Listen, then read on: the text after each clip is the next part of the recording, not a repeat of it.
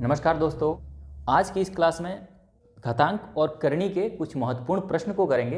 एक या दो टाइप के प्रश्न हम ऑलरेडी कर चुके हैं। इसका मतलब है कि दो वीडियो दो क्लास में ऑलरेडी अपलोड कर चुका हूं, जिसमें एक में मैंने बेसिक सारे फॉर्मूले बताए हैं और दूसरे में कुछ उस फॉर्मूले पर आधारित प्रश्न कराए हैं। आज की इस जो क्लास है उसमें हम एक्स की वैल्यू फाइंड करना सीखेंगे। एक विशेष परिस्थिति में, एक विशेष कंडीशन में आपसे एक्स की वैल्यू निकालने के लिए पूछा जाता है, उसके बारे में हम आज सीखने वाले हैं।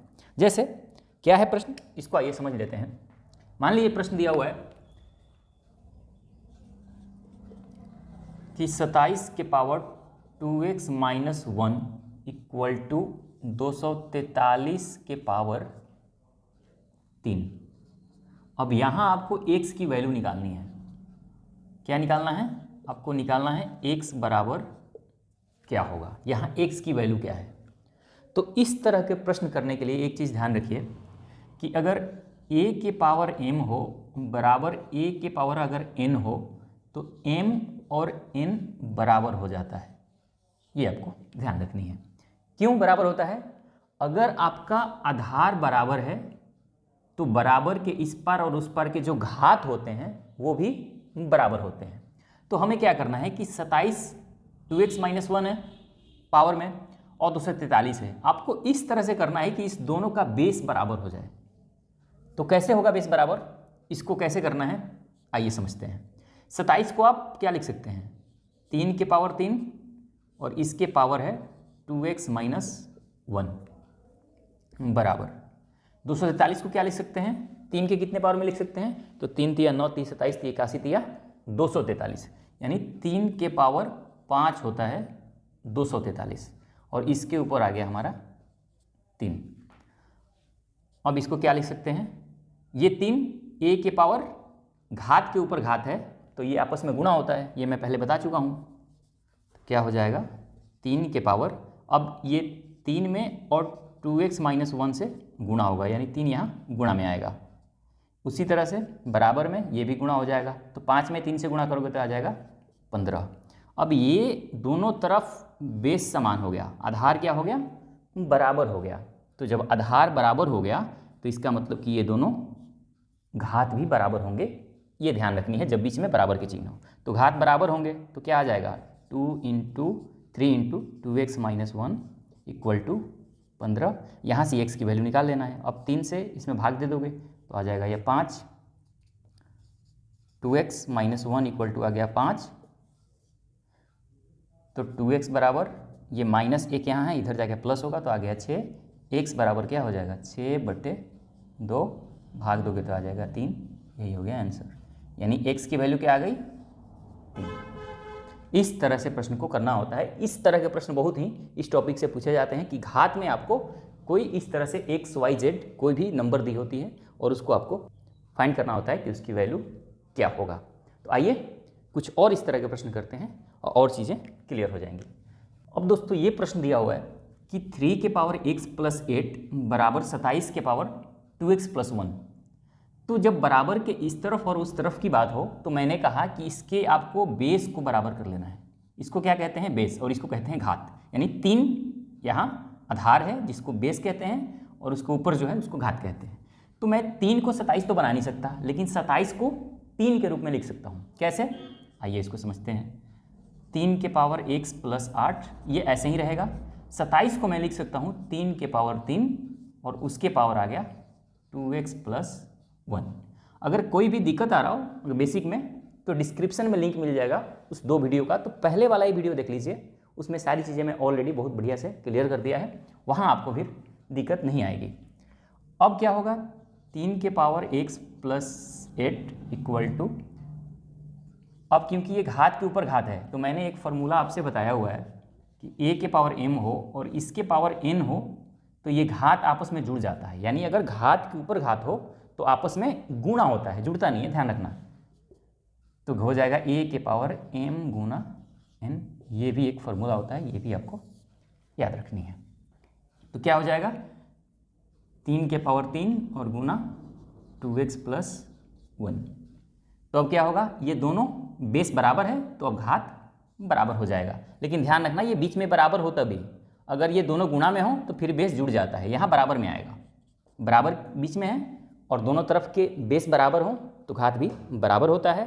और अगर ये गुणा में होता, जैसे a के पावर m गुणा a के पावर n हो, तो इसकी वैल्यू हो जाती है a के पावर m प्लस n, यानी गुणा में पावर जुड़ जाता है। लेकिन यहाँ बराबर है तो घात बराबर होगा, ये आपको ध्यान रखनी है। ऐसा ना हो कि बेस बराबर हो और आप बीच में मल्टीप्लाई कर दे घात को, तो ये गलत हो जाएगा।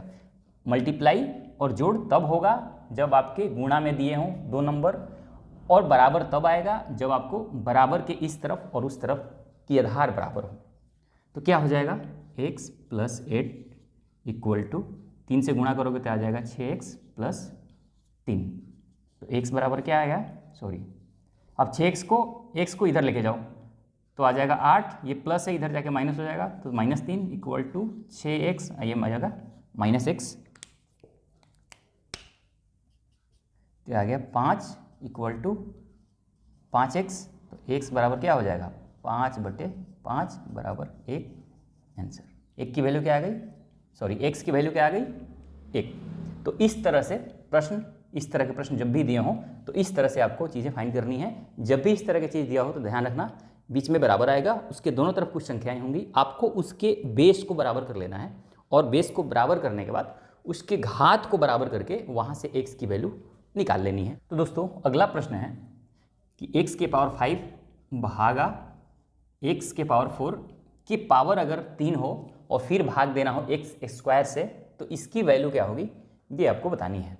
तो कैसे करना है, तो मैंने आपको एक फॉर्मूला बता रखा है कि अगर a के पावर m हो और उसमें भागा देना हो a के पावर n से, तो क्या हो जाता है, a के पावर m माइनस n, यानी भाग में पावर क्या होता है, घट जाता है। तो यहाँ क्या होगा, ये दोनों भाग में हैं तो पावर घटेगा, तो क्या होगा, x के पावर 5 माइनस 1, क्योंकि x के पावर 5 में भाग देना है x के पावर 4 से, तो आपको क्या करना है, सॉरी ये 4 आएगा, ये पावर जो है आपस में माइनस हो जाएगा। अब फिर ये ब्रैकेट बंद है और इसके पावर है 3 और ये भाग देना है इसको x स्क्वायर से। आगे क्या करना है, अब ये क्या आ गया, x 5 में से 4 घट गया तो आ गया 1 और इसके पावर है 3 और इसको भाग देना है x स्क्वायर से। आगे क्या होगा, ये आगे x की पावर 1 ही होगा, x की पावर ये बच जाएगा 3 और इसको भाग देना है x स्क्वायर से। तो क्या आ जाएगा, भाग में पावर घटता है तो x के power 3 minus 2 equal to x के पावर 1, यानी x आ जाएगा इसकी वैल्यू। इस तरह से मैं एक एक स्टेप, बड़ी छोटी छोटी स्टेप ले रहा हूँ ताकि चीज़ें आपको हर एक स्टेप पे समझ आए, नहीं तो ये सारी चीज़ें x के पावर 1 लिखने की जरूरत नहीं है, यहाँ सीधा डायरेक्ट x आंसर लिख सकते हो। तो इसको आप अगर आप इसको समझ लेते हो तो अपने आप से ही बहुत सॉल्व कर सकते हो। एक बार बस आपको स्टेप बाय स्टेप समझ लेना है कि चीज़ें कैसे सॉल्व होती हैं और कैसे आगे बढ़ती हैं, उसके बाद तो आप प्रैक्टिस से इसको बहुत ही शॉर्ट बना सकते हो। आइए कुछ और प्रश्न करते हैं। अब दोस्तों ये प्रश्न दिया हुआ है और इसमें आपको x की वैल्यू निकालनी है, ठीक है, इसमें भी फिर से x की वैल्यू आपको निकालनी है। तो क्या करेंगे, अब देखिए यहाँ 3 के पावर x प्लस 1 है और गुणा में है 9। अब 9 को क्या करूँगा मैं, इसको 3 के घात में लिख दूंगा।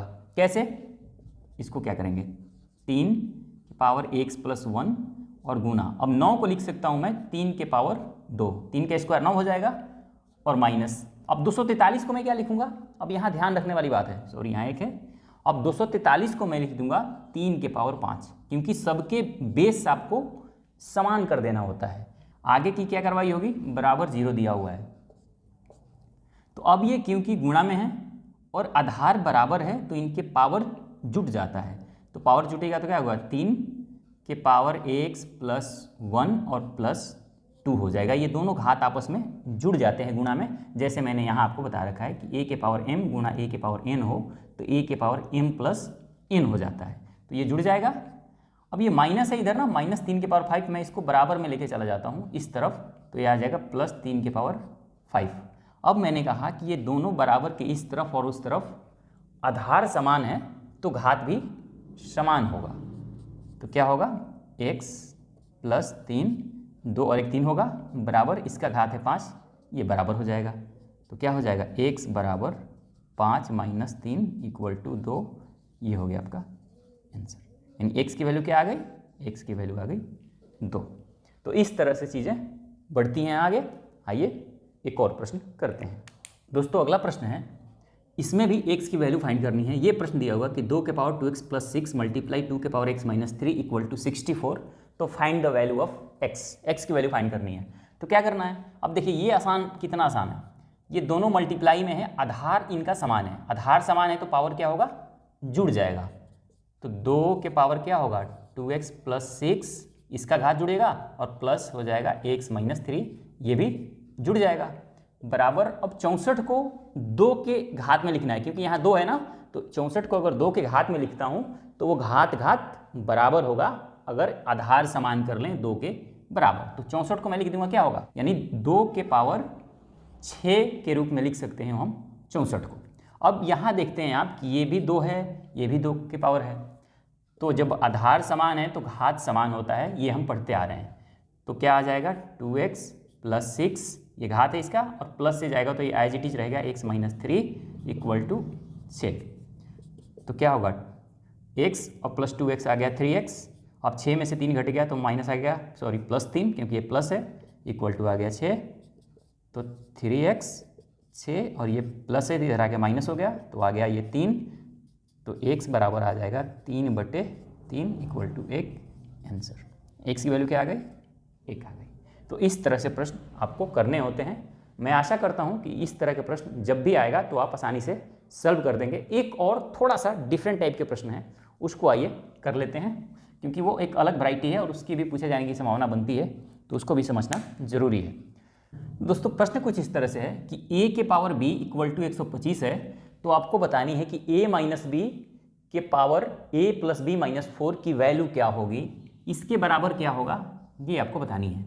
तो आपको अगर a माइनस बी के power a plus B minus 4 की वैल्यू बतानी है, तो अब आप समझ गए होंगे कि आपको a और b की वैल्यू फाइंड करनी होगी। अब a और b की वैल्यू कैसे फाइंड कर सकते हैं, इसको समझिए। अब ध्यान रखिए, यहाँ a और b क्या है, पॉजिटिव इंटीजर, इसका मतलब धनात्मक संख्या है। a और b क्या है, धनात्मक संख्या है। ये मैं प्रश्न में दिया हुआ है लेकिन मैंने लिखा नहीं है, ये आपको मैं बता दिया। अब a के पावर b लिखा हुआ है, तो मैं 25 को क्या लिख सकता हूँ, 125 को 5 के पावर लिख सकता हूँ 3। तो 5 के पावर जब 3 लिखूंगा तो मैं यहाँ से मान लूँगा कि a के पावर यहाँ a इक्वल टू 5 है और b इक्वल टू 3 है, क्योंकि a और b धनात्मक संख्या है, 5 भी धनात्मक है, 3 भी धनात्मक है। तो यहाँ हो जाएगा a के पावर 5, यानी बेस वाला बेस के बराबर और घात वाला घात के बराबर। तो a बराबर आ गया 5, b बराबर आ गया 3। अब हमें इसमें a और b की वैल्यू रख देनी है। तो a और b के जब रखूंगा तो क्या दिया हुआ, a माइनस बी के power a plus B minus 4। अब मैं जब वैल्यू रखूंगा a की जगह 5 और b की जगह 3, तो 5 माइनस 3 हो जाएगा 2, और इसके ऊपर हो जाएगा a प्लस बी, 5 और 3 क्या हो जाएगा, यहाँ 5 रखोगे यहाँ 3 रखोगे, ये प्लस करोगे तो 8 आ जाएगा, 8 में से 4 माइनस हो जाएगा तो आ जाएगा 4। तो 2 के पावर 4 क्या होता है, 2 दूना 4 दूनी 8 दूना 16। तो ये हो जाएगा 16 इसका आंसर, यानी कि जो इसकी वैल्यू है a माइनस बी के power a plus B minus 4 की, वो ये हो जाएगा 16, यही हो गया आपका आंसर।